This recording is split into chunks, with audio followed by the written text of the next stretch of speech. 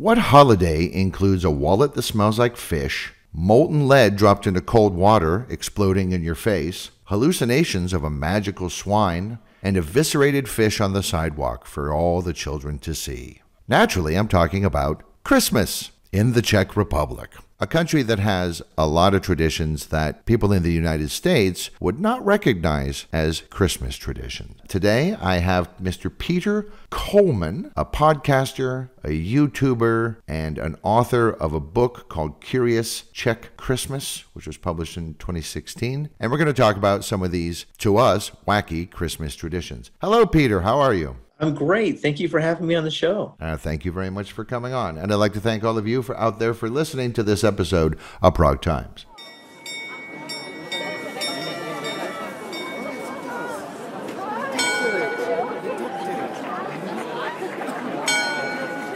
A city is much more than just a collection of buildings. It's a location, it's a history, it's a culture, it's ideas and ideals, and a city is also, most importantly, the people in it. This is Prague Times, the podcast that takes a look at the city of Prague in the Czech Republic. With more than 1,000 years of history, there's a lot to talk about. We'll talk about the past of Prague, but we'll also talk about the city as it is today, future plans for the city, and much more. It's Prague then, Prague now, and Prague later. And this is Prague Times.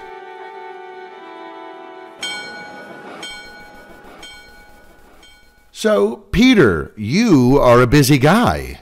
You do a bunch of stuff. I keep busy. You're right. I do. So you have two podcasts. One is called The Bohemican with your friend Travis Dow, which is about history, culture, life here in the Czech Republic from an American viewpoint. Is that right? That's exactly right. I've been for about 7 years now. Oh, goodness. So what episode are you up to? We're up to episode 90 if you count all the special episodes. Wow. Okay. And then the other one is about alchemy. Is that right? Yeah, alchemy, the history of alchemy. My co-host, that was his main focus when he moved here 10 years ago.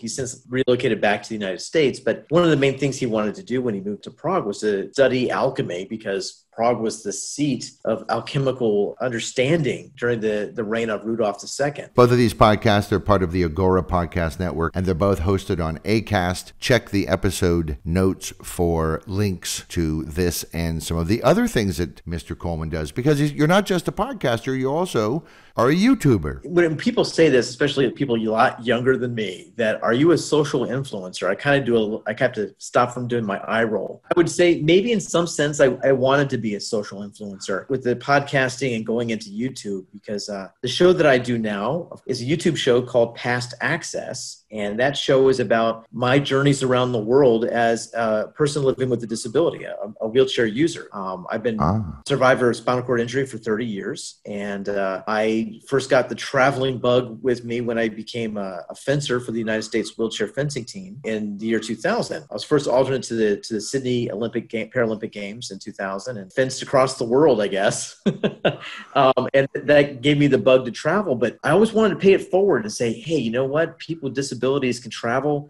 to Europe and Asia with a lot of, maybe a little bit of forethought and a lot of courage. But once you do it, it's something that's going to make your life so much more full, and you're going to build on that. And I wanted to inspire people to do that. What prompted, hey, let's go check out the Czech Republic?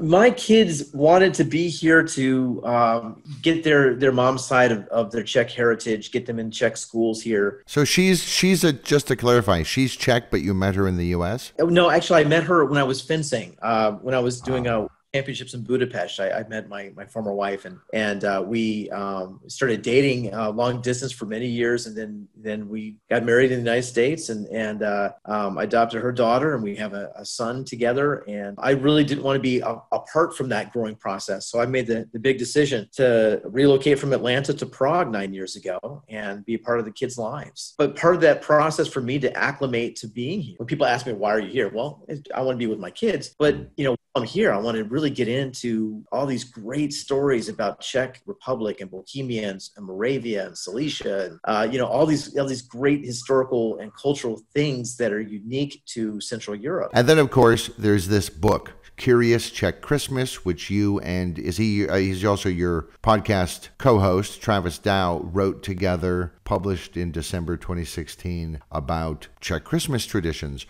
How did that get started? At the beginning of every year, I think a lot of people do this when they make their New Year's resolutions. I don't know about resolutions so much as goal setting for me. And I try to take every year of moving that needle a little further ahead of things I want to accomplish. And podcasting is one of those things, starting a YouTube channel, and writing a book about some of my experiences to see, can I do it? I think a lot of people say, hey, I got a book in me someplace. I know I can do it if I have some time. But unless you do one, you're just a potential author. And I wanted to make sure I could get one across the finish line and setting deadlines. And I said, you know what? I'm going to do something I love that I know because I've got kids in Czech Republic. They love Christmas here. I'm becoming more and more versed with all the traditions that maybe I should write something, but put something down to paper and share it with other people. So that's where the Curious Czech Christmas came out.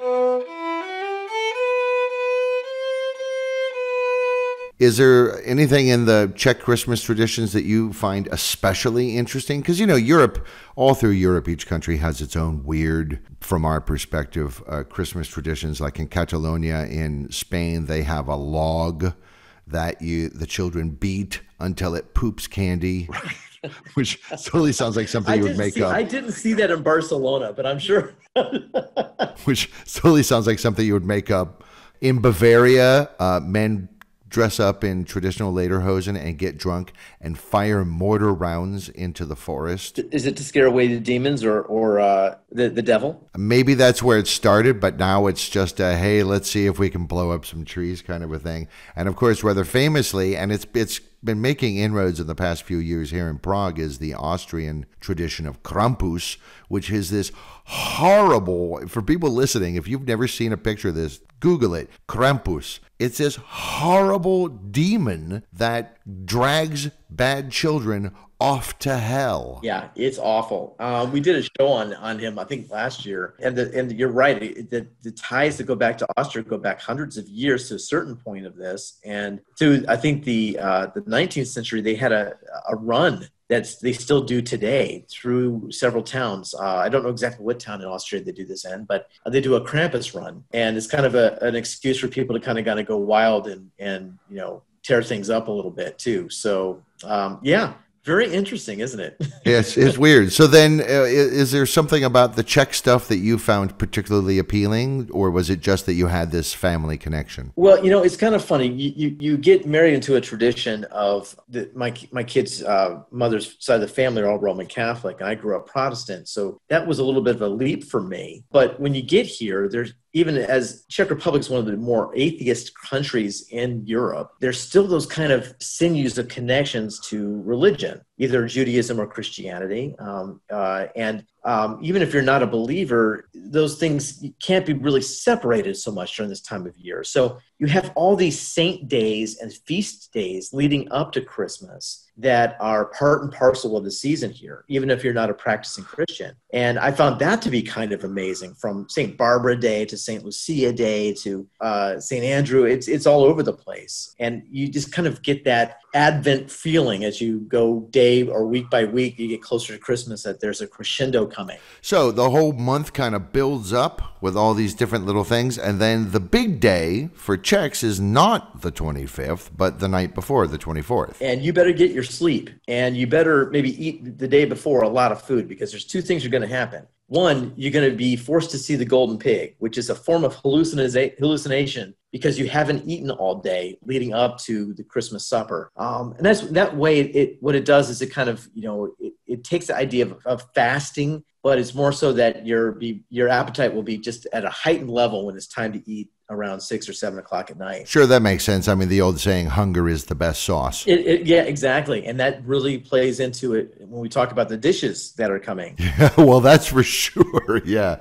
With the golden pig thing, I always assume it's got to be Grandpa. Like, Grandpa's cranky. He hasn't eaten all day. And finally, around 5 o'clock, he goes, yeah, I see the pig. Can we eat now? Exactly. All pretense is gone. The pig has walked across the room. So you have that, but you also need to catch up on your sleep before you get to the 24th, because buddy, you won't be going to bed until maybe 5 or 6 in the morning on the 25th. And that's because the party starts. You eat, you open presents, all that kind of good stuff. You go to mass if that's what you need to do. And then you come back and you drink with your neighbors and family all the way through the morning hours and play games. It's exhausting. It's a chore. You're going through a lot to the course of the day. Sometimes you just need a nap. You're not going to get one. Yeah.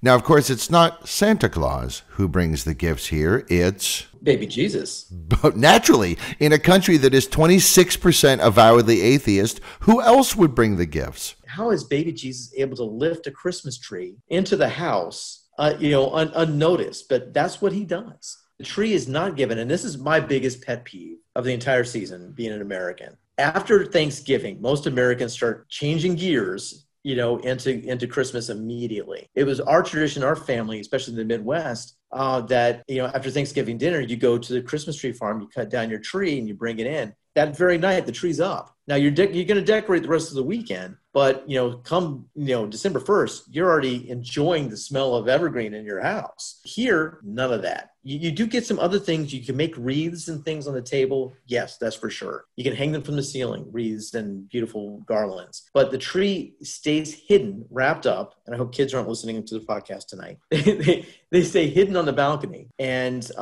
they're only put out when dinner's being prepared. The kids are preoccupied watching fairy tales on television. And then the tree miraculously comes up and decorated in an hour, 2 hours. And the presents are put under and the door's closed, hopefully in another room. And so as everyone's eating dinner and having a good time, plans have been made for a neighbor to ring a bell. And so, a small kid's going to look and say, well, everyone's here. That must be an angel. And so when the kid opens the door and baby Jesus was there, he had brought the tree and the presents, and now it's time to start unwrapping presents. I have a friend whose father used to put Vaseline on his hands and then leave handprints on the window behind the tree to show that baby Jesus had been here. But of course, that's great. But he's a grown man. So baby Jesus apparently has these giant man hands on his tiny little baby arms. And greasy hands. Yeah.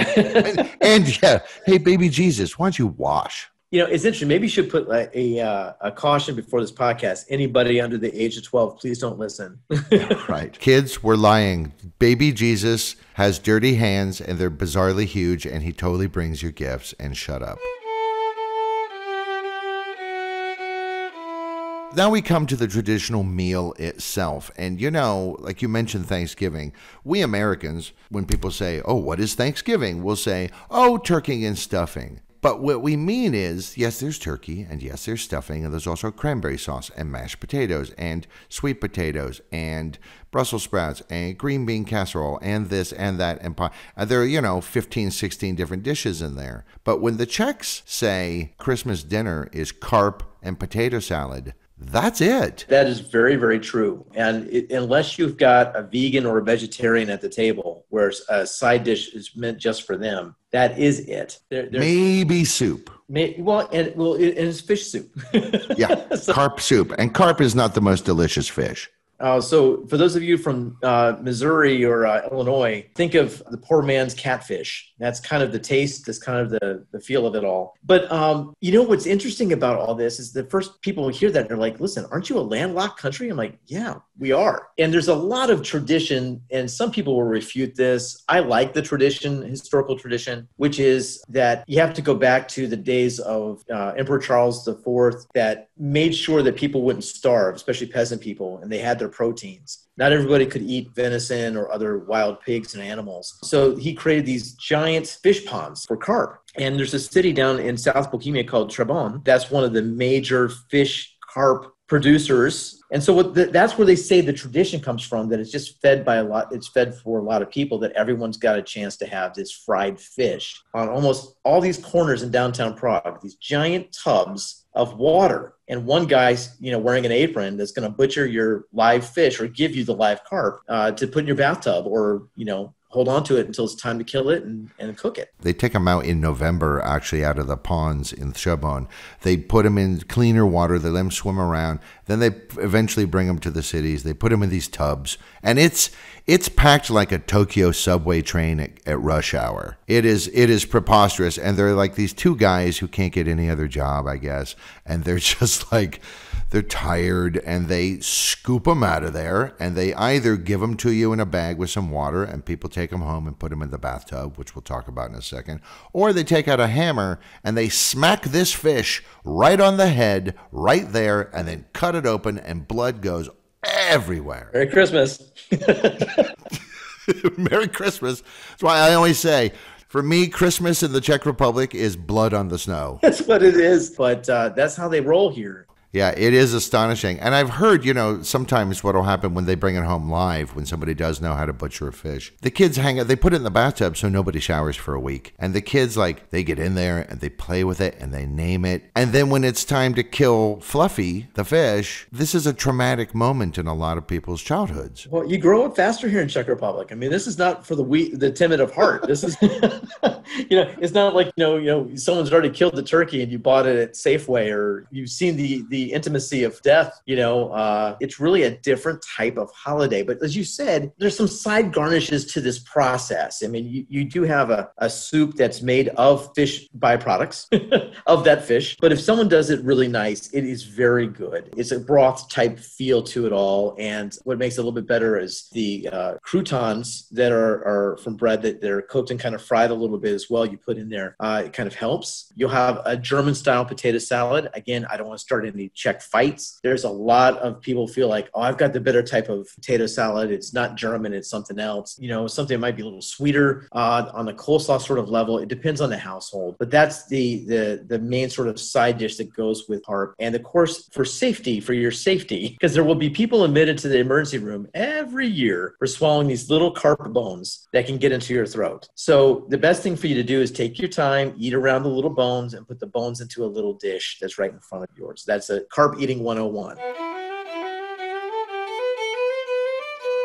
So there's all these great traditions. There's some where, you don't leave the table, not to use the bathroom, not to use anything. That's bad luck for the rest of the year. You have rope tied around all four legs of the table in some households, and that's to prevent someone breaking into your house and stealing anything for the rest of the year. So think of some of the New Year's sort of traditions some countries have.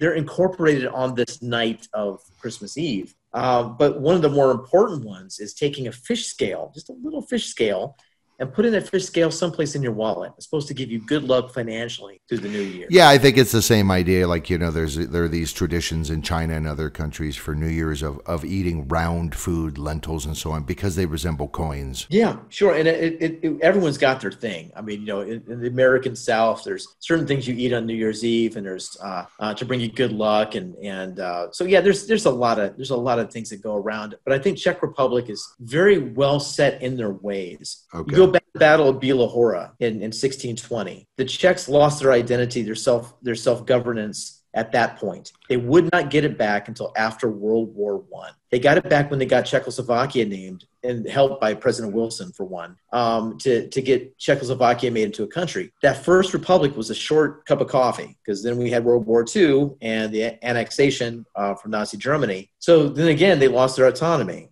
And then just as they're starting to maybe get it back again from 46 to 47, there was a nice little coup d'etat by the communists. And by the end of the 40s, they were done.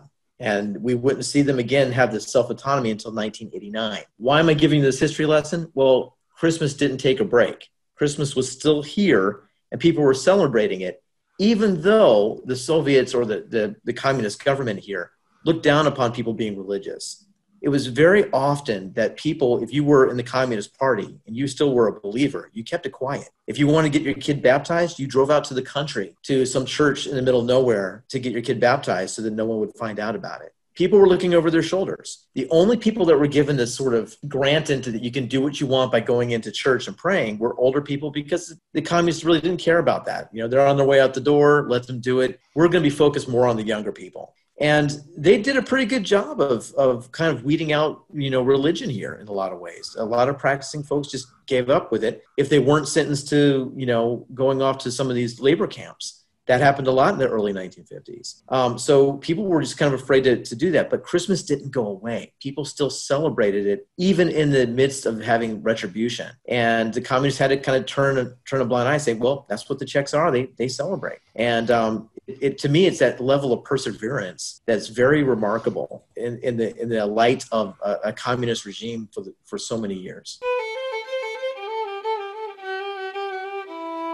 What in a lot of other cultures might be New Year's Eve traditions, sort of trying to create or secure good luck and good fortune for the coming year. A lot of these get attached to Christmas Eve here in the Czech Republic and also in Slovakia. Like in Slovakia, there's a dish. It's kind of like a pancake called lokša, and there's a Christmas tradition that the oldest man in the household takes a spoonful of this lokša batter and flings it at the ceiling. And it sticks there because it's so thick. And the longer it sticks, the more prosperous the household will be in the coming year. I believe it. There's so many great traditions too that, go back to even what you see in England, where that cross between Christmas was kind of morphing around somewhere around the 18th and 19th century, where, people would kind of cross these things that we consider to be Halloween things in North America with Christmas. They would do ghost storytelling, and they would do these other things with divination and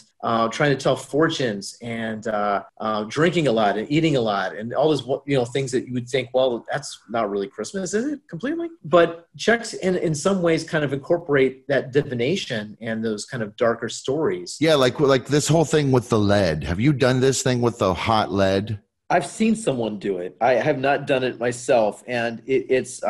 I think the concept is you take this, you burn this lead, or you melt a lead, and then you put it in water, and as it's kind of like cooling down, it morphs into some sort of shape that's supposed to give you an idea about the future. That's exactly right. It's essentially what is the same thing as reading tea leaves, is you kind of squint and you look at a shape, and then the shape makes a connection in your mind, and then supposedly that gives you some insight into the question that you have. So I did it one year, and it is molten lead. And you need to make sure that water is room temperature, because if it's out of the refrigerator cold... Did you wear safety goggles? No, I should have, because it destroyed it cracked a glass. We went, oh gosh, okay, so we're going to need a thicker mug, and we're going to have to make sure that water's not quite so cold, because it turns out that's incredibly dangerous. This is a season fraught with dangers. We said it before, you're going to grow up faster here. I mean, that's just how it is. There's also other traditions about, telling who you might meet, or you're going to find a loved one in the new year. And there's an issue where you can turn your back towards the door. You take one shoe off, throw it over your shoulder. If it lands with the shoe facing the door, the tradition that you're going to meet somebody special that you might marry. Yeah, I've heard there are two different versions. I think in Northern Moravia, and there's always unmarried women are supposed to do this. In some parts of the country, if the shoes are pointing towards the door, you'll meet a husband that year. In other parts of the country, whatever direction, it's a little more optimistic or desperate perhaps, whatever direction the shoes are pointing is the direction that your future husband will eventually come from. There's some old world traditions here. They go even with wedding ceremonies about jumping over brooms and of putting a glass of slivovitsa on the table and an axe. And if he picks up the axe first, that means he's going to be a good husband. If he picks up the bottle of slivovitsa, good luck. So the big day is on the 24th, and then the 25th is just kind of like a go hang out, chill out, hang out with your friends, see other more distant family members. And they even take the 26th off. So they actually have this 3-day period of just kind of chilling. And then it's just a couple of days until New Year's. And if you are in Europe, New Year's is a different sort of thing for the Europeans than it is for North Americans. And it's really different if you're Russian. Imagine, you don't really celebrate Christmas on the 25th or 24th or 25th of December if you're Russian. If you're Russian Orthodox, it's after, a few days after New Year's. But New Year's is all wrapped up into one big major party and gift-giving situation if you're Russian. And here they have fireworks that remind you of 4th of July on a bad day. It's fireworks everywhere for a couple of days even. You can go down to Old Town in Prague and be shoulder to shoulder with thousands of people, and someone will have a Roman candle and light it right next to your ear. Yeah, and you have to keep in mind, every single person there with high grade, sometimes professional grade fireworks, they are all very, very drunk. Hammered. Hammered. It's just another time to kind of like, let loose. And what people don't really get, Europeans get this, but again, North Americans have 2 weeks a year you get off and some national holidays. Here, you usually get 5 weeks off and national holidays. So, you can go through December and you've got 3 or 4 national holidays already put in the books. And then you could take off another 2 or 3 days and you've got like 10 days off. I mean, it's with the weekends. It's crazy. Yeah, it's great. I mean, I think that's kind of the idea behind these midwinter festivals, is that it is, in the old days, now we have refrigeration and electricity and things like this, so it's not the same. But when these traditions sort of arose, food was getting scarce. People had to put their stuff in their larder, and, by the time we're coming to the end of December and technically the beginning of winter, like, ooh, yeah, things that we got 3 pretty tough months ahead of us. And yes, and getting through the winter months is hard. I mean, and as I look out the window now, it's been dark for an hour. It's 5 o'clock. Yeah, seriously, the days are so short. It's tough. It is really tough. If for those of us that are from the southern part of the United States, it's we were just a different part of the globe. It doesn't get this dark that early, but it's maybe not as bad as Sweden, but it's up there. Yeah, for sure. Have to find some happy time someplace. And but sure. One of the tradition is kind of cool that really perplexes people, especially if they're not religious, is over doorways marked in chalk, you're going to have these initials. You're going to have K plus M plus B and the new year that's coming up, so 2021. And people are like, well, why do I see this? Is it like a really bad gang tagging sign? No, it's not. It's actually the initials of the 3 wise men. And it's supposed to kind of, give you good luck and protect your house and thinking about that. And you'll see that marked over people's doorways all through Prague. I did not. I've seen it, and I never knew what that meant. So that's the 3 wise men. Yeah, and I'm going to butcher one of the names here, but it's Caspar, Melchior, and Baltazar. So there's been a lot of talk this year about how 2020 kind of just sucks. But that doesn't mean your Christmas has to suck. If you're here in the Czech Republic and you have any way to access some of the Christmas traditions, it's probably a good idea to do so. Don't let it just pass as just another day. If you're not in the Czech Republic, why don't you adopt a couple of these traditions for yourself? Do something a little different. Just be really careful with that hot lid, because no kidding, it's super dangerous. So, Peter, any words of wisdom for the year 2021? I would say hang in there. If you could put that on a needlepoint or a bumper sticker, there's levels of optimism if you dig deep enough to find them. I know it's going to be hard as we're not quite out of 2020. We still have the holidays to do, and a lot of people are going to be isolated still, away from their families. I know it's hard. Believe me, I know it's hard. But keep the faith, man. We're going to get through this, and we probably won't get to see a whole lot of light at the end of the tunnel until maybe the spring or summer. But in the meantime, like you said, Derek, I think you need to hold on to some of these traditions that you can. Start up your Zoom calls, talk to your family as much as you can. Don't be isolated, and try to make the best of it. Do some projects that you normally wouldn't do because you're too busy traveling or doing other things, so that you feel like you've accomplished something. So my words of advice are hang in there, 2021. You're right. It can't possibly be worse. No, don't say that. Because of course it can. Jinx it. Yeah, that's right.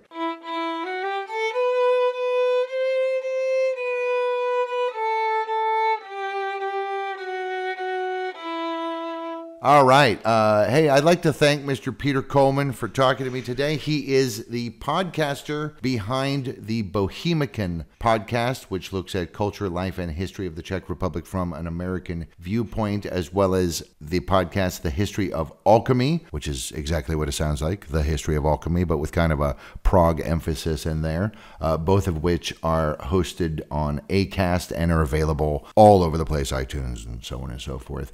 He is also a a YouTuber with the Past Access, that's P-A-S-T Access podcast channel, which is all about his travels around the world in a wheelchair. He also has some Bohemican videos on there as well. And his book, Curious Czech Christmas, published in 2016. It is available on Amazon. Please check the show notes for links to all of these things and other things that were mentioned in here. Thank you very, very much for talking to me today, sir. It was a very interesting conversation. Oh, my pleasure, Derek. I love talking about things in Czech Republic, and I'm hoping that your listeners get a lot out of the book, or actually out of this episode as well. So thank you. Excellent. And I'm going to do something a little atypical, is I'm going to do a little cross promotion here, which is that on the 23rd of December, our sister podcast, Conspiracy Clearinghouse, will be examining the so-called War on Christmas. So make sure to check that out at about 12 noon Central European Time on December 23rd. Once again, I'd like to thank Mr. Collman for talking to us today. Merry Christmas, everybody. Vesele Vánoce. Have a good holiday season. Thanks, everybody. Thank you for listening to this episode of Prague Times. If you liked this episode, be sure to like it or share it and tell your friends. Check us out on all of our social media platforms for extra goodies as well. Until next time, this has been Prague Times.